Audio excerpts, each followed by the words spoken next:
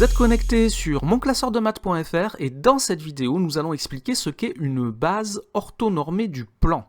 Alors, on va commencer par considérer un repère OIJ du plan, et dans ce repère, nous allons considérer deux vecteurs que je vais noter avec des lettres minuscules.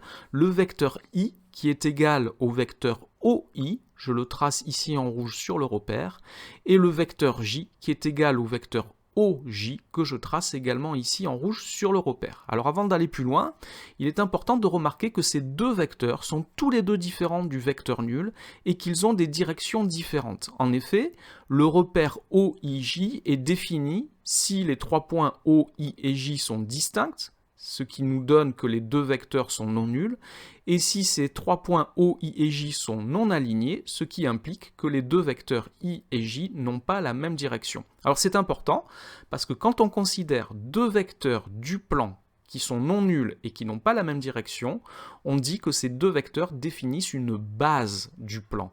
On dit que le couple de vecteurs I, J est une base du plan et on note les deux vecteurs I et J entre parenthèses séparés par une virgule. Et quand on a cette base du plan, on peut l'utiliser pour définir un repère du plan. Le repère OIJ avec les points I et J peut être noté avec les vecteurs I et J.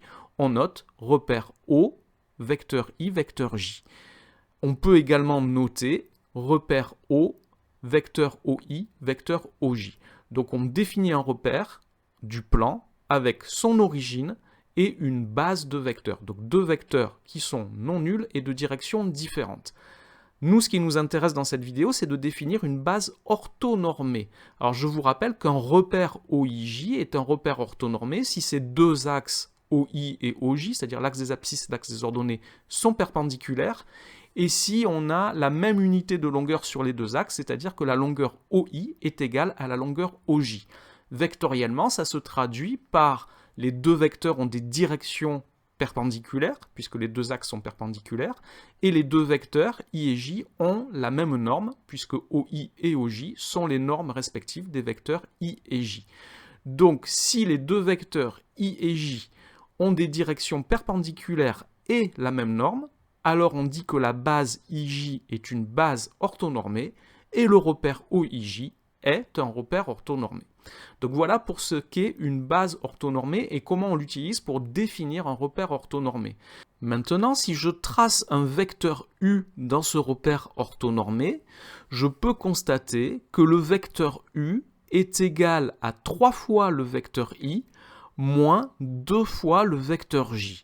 Je peux écrire une combinaison linéaire des vecteurs I et J qui est égal au vecteur U. Le vecteur U est égal à 3i moins 2j. J'ai écrit une combinaison linéaire des vecteurs I et J. Or, il se trouve que tout vecteur du plan peut s'écrire sous la forme d'une unique combinaison linéaire des vecteurs I et J. On aura quelque chose de la forme vecteur U est égal à x vecteur I plus y vecteur J, où x et y sont des nombres. Et il se trouve que ces deux nombres x et y sont les coordonnées du vecteur U dans le repère orthonormé. Ça sera l'objet d'une autre vidéo. Cette vidéo est maintenant terminée. Merci de l'avoir regardée. N'oubliez pas de lui donner un j'aime et de vous abonner à la chaîne. Au revoir.